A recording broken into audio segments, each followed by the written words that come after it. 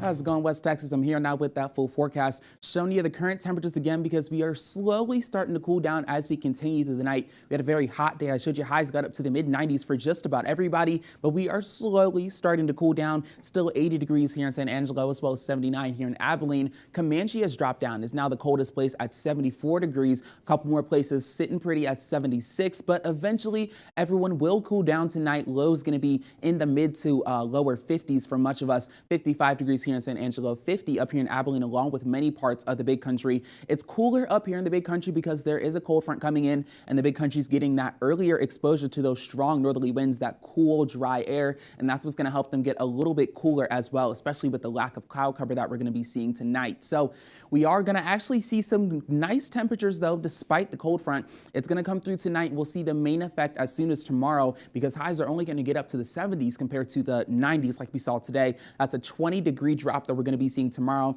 and we'll stay in the 70s as we finish out the work week, but we'll jump back up to the 80s once we get to the weekend.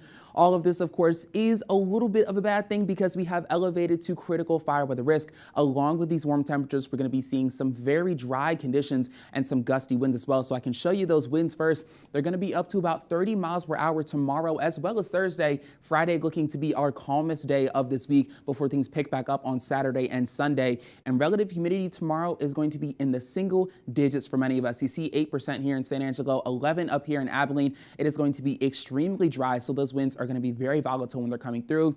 Now, why are we seeing these winds? Of course, because of the cold front. It all comes back to this front right here. That cold front is still sitting in the panhandle right now, but it's going to quickly make its way down south as we continue through tonight. You may see some of those gustier winds around 2, maybe 3 a.m., but that front is going to be long gone by the time you're waking up tomorrow morning, and we're just going to be left with those winds as this system continues on. Now, we are in a low pressure system that is going to help keep those gusty winds coming, but as it moves out and high pressure makes its way in, we're going to see some gusty winds on that transition, but otherwise, it's going to give us the opportunity to see some great conditions as we get to the end of the week. Now, with us being at the beginning of the month, I thought I'd show you the climate prediction for what this month is going to look like.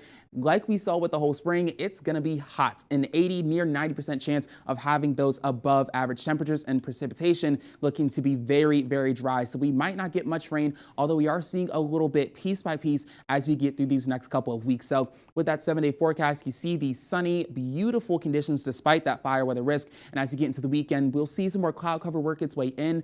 That's where we get that opportunity to see a little bit of those rain chances. So hopefully it'll give us something to help us out with the drought that we're seeing.